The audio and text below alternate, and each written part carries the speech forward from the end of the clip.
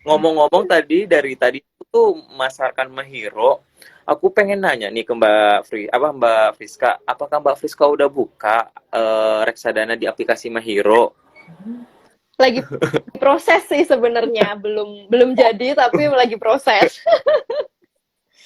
Karena lihat ada yang reksadana saham memang ada beberapa ya, tapi yang syariah itu yang lumayan menarik sih karena lihat performa historikalnya tadi returnnya cukup lumayan dan saham-saham yang dipunya juga kalau teman-teman cek ya sekalian ada yang nanya kan apa Mbak Erika nanya juga nih apa kita bisa tahu komposisi saham syariah apa aja yang masuk itu bisa kita lihat 10 saham ya yang ada di Funfact itu biasanya ada.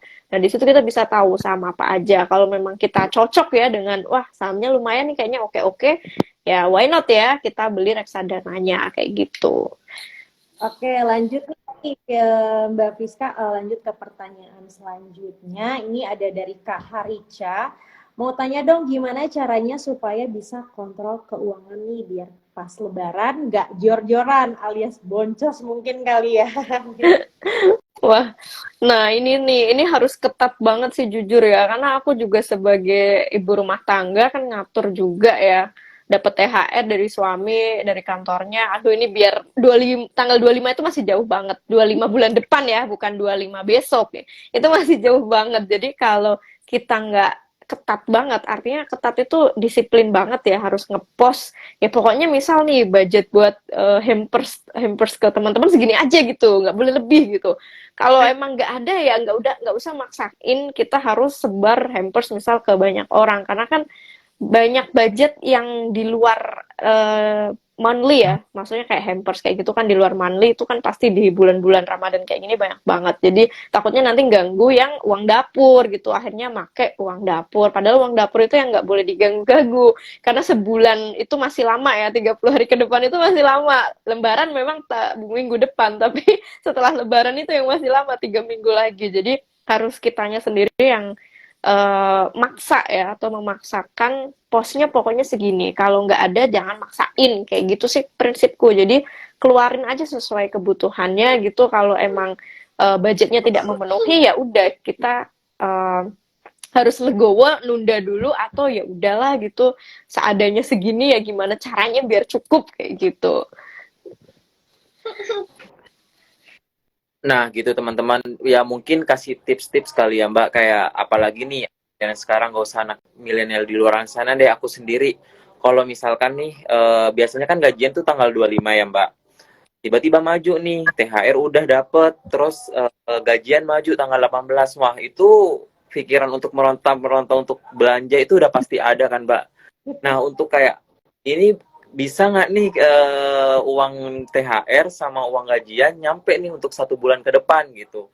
Nah, untuk Mbak Friska sendiri itu biasanya untuk ngatur atau mungkin tips-tips yang biar bagaimana sih mengelola keuangan itu dengan baik gitu loh. Apalagi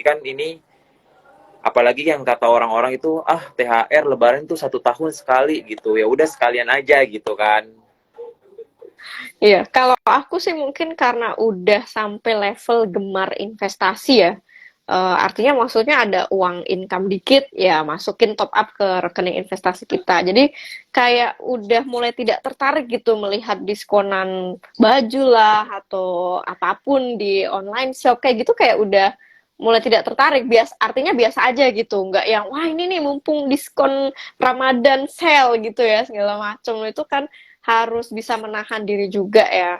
Karena rata-rata kan yang tergoda itu biasanya cuma keinginan atau hasrat sesaat doang gitu. Nggak mereka butuhin gitu, tapi karena tergiur diskonnya aja jadinya akhirnya mengeluarkan uang yang seharusnya tidak diposkan atau harus ada di budget itu hanya keluar. Jadi lebih ke kita tahu mana yang kita benar-benar butuh sama yang ya hanya sekedar tergiur atau tergoda aja jadinya ingin kayak gitu. Karena jujur Betul. kalau sampai itu nggak bisa ya, maksudnya level kebutuhan dan keinginan aja nggak bisa dibedain, mau belajar apapun tentang dunia keuangan nggak bakal bisa ngatur duit ya. Ya ujung-ujungnya pasti bakal terus minus ya. Amit-amitnya sih parah-parahnya minus atau mungkin ya nol gitu nggak ada bisa nyisihin buat investasi reksadana ataupun yang lainnya itu parah-parahnya ya seperti itu. Jadi memang yang menurutku banget dari pengalaman harus sampai level ke gemar investasinya aja dulu. Karena kalau udah gemar investasi, itu biasanya udah gampang ya untuk menentukan mana butuh, mana ingin, itu udah lebih lincah lah gitu ibaratnya gitu.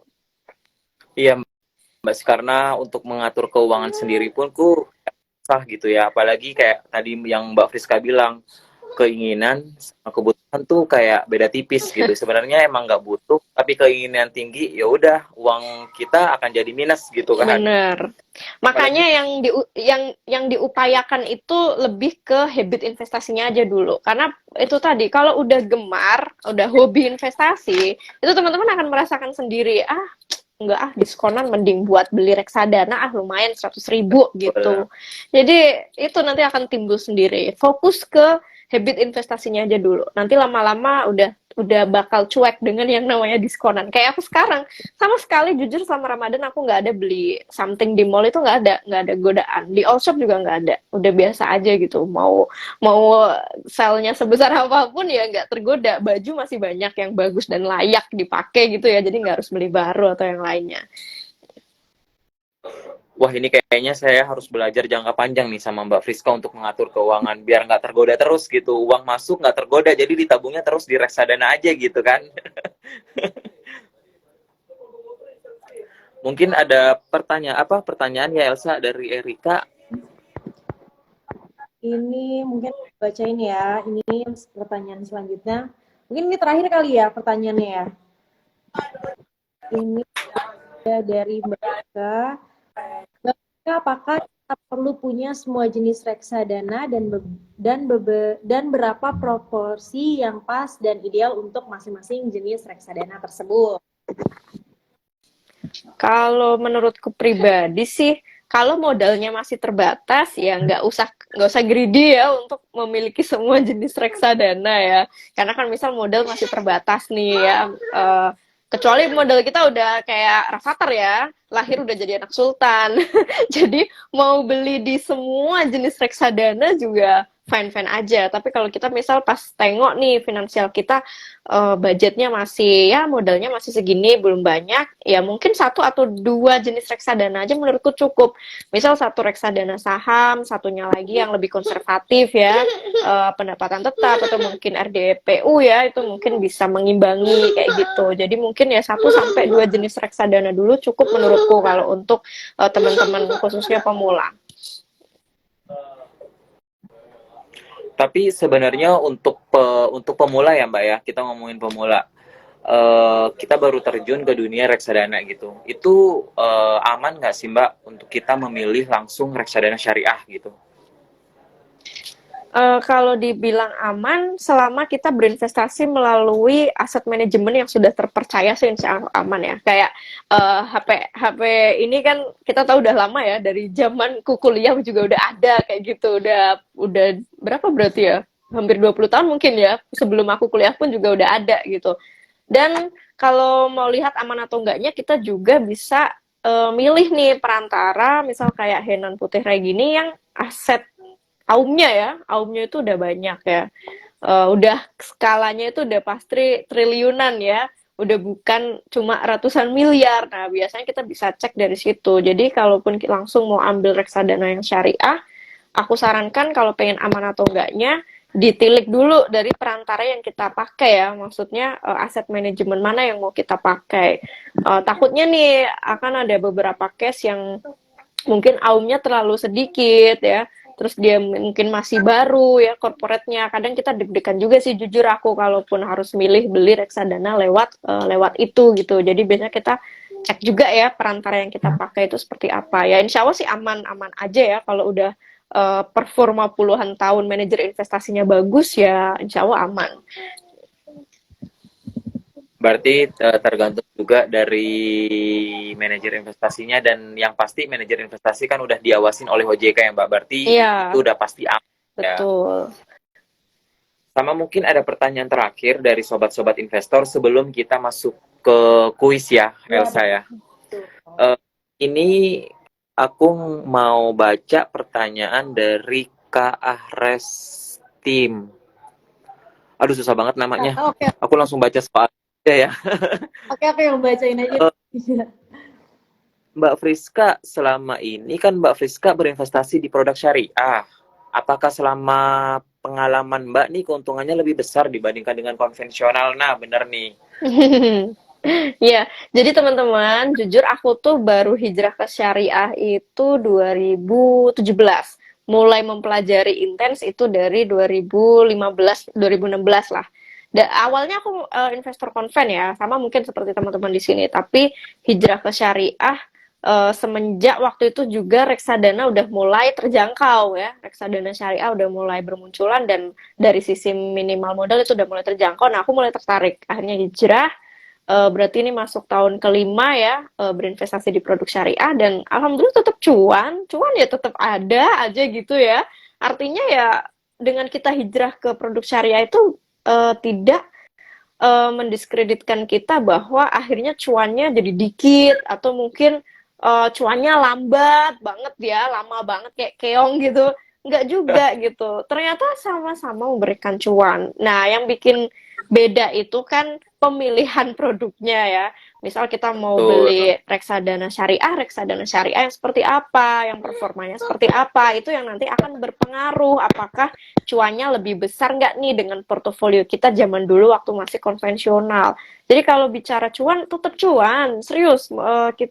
Selama pengalamanku hijrah ke syariah, apa ya, lebih lebih lebih stabil ya dalam arti apalagi pas kayak krisis kemarin ya, entah reksadana ataupun yang saham syariah, reksadana syariah itu kinerjanya tidak melorotnya itu nggak separah konven ya, karena memang kan ada beberapa kategori-kategori yang memang kayak dalam tanda kutip melindungi ya produk-produk syariah ini dari hantaman-hantaman gitu ya, krisis dan yang lainnya. Jadi tidak separah yang produk-produk konven itu yang aku rasain plusnya banget dari yang namanya produk syariah, baik itu saham ataupun reksadana syariah. Iya, betul. Berarti balik lagi sama tadi aku tuh pas denger Mbak Friska itu ini tuh ucapan paling beneran. Saya dengar-dengar banyak orang tuh kayak gini. eh Kita harus berinvestasi. Jadi kayak udah kita kerja kerja tetap Rafathar yang kaya. Bener nggak sih Mbak?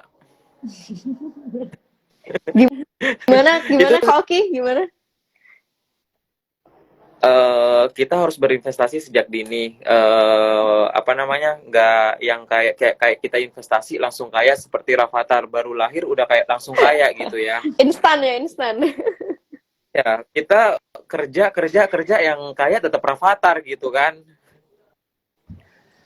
Iya, ini nggak bisa sih investasi baik itu di saham, reksadana atau apapun kayaknya eh, nggak ada yang langsung instan bikin kita langsung jadi kayak Rafathar ya orang kaya baru. Rafathar pun juga itu melalui proses lama dari orang tuanya pastinya ya. Orang tuanya kan pasti Ya, juga startnya dari nol juga gitu, baru menghasilkan anak yang seperti Rafathar. Nah ini mungkin kesempatan buat kita nih teman-teman calon orang tua gitu biar nanti anak-anaknya biar bisa kayak Rafathar lahir-lahir udah punya banyak nih aset investasinya. Nah startnya ya dari kitanya gitu ya. Kayak anak-anakku udah mulai dari lahir dibeliin reksadana ada, terus yang produk lainnya juga ada. Nah itu dimulai dari kita. Jadi jangan berharap saya udah 3 tahun nih investasi reksadana ataupun yang lain, tapi kok asetnya segini-gini aja ya.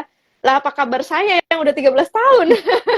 jadi jadi nggak bisa ya kita mengharapkan investasi langsung bikin kita bisa beli misal sekarang itu kan pola pikirnya orang-orang kebanyakan saya punya modal nih 10 juta 100 juta gimana caranya biar bisa sampai miliaran kayak gitu. Nah, akhirnya mereka menghalalkan banyak cara ya yang akhirnya jatuhnya ke gambling lah, judi lah, investasi bodong dan yang lainnya. Jadi itu yang harus kita minimalisir, realistis. Kalau kita mau investasi itu harus benar-benar realistis. Semua berproses dan kalau kita bisa konsisten cuannya ya insya Allah kita tetap akan merasakan sejahtera finansial. iya. Thank you Mbak Friska, sangat bermanfaat banget buat kita ya Elsa dan teman-teman sobat investor yang di rumah. Yang saya tangkap tuh dari tadi bahwa kita tuh harus lebih memilih bagaimana performance-nya dan sebelumnya itu kinerjanya seperti apa ya. Mau itu konvensional maupun itu syariah ya tergantung kembali dari kitanya gitu. Dan untuk kalian yang mau berinvestasi dari sekarang itu nggak perlu takut karena manajer investasi ini diawasin sama OJK. Apalagi manajer investasi di PT Henan Putih Rai Asset Management yang sudah punya platform yaitu aplikasi MyHero. Di mana aplikasi MyHero ini sangat gampang sekali, apalagi kalian bagi-bagi kaum milenial yang udah punya gadget, udah canggih ya, bisa ke aplikasi, bisa ke Play Store ataupun App Store. Nah itu bisa kalian download yaitu namanya My Hero Indonesia. Nah, di situ kalian banyak beragam produk-produk yang dijual oleh PT Henan Putih Rai Asset Management. Itu pun semua yang tadi Mbak Friska bilang yang udah 13 tahun yang lalu, di mana reksadana itu masih mahal dibandingkan saham. Sekarang dengan mulai 50.000 udah bisa punya reksadana ya Mbak ya.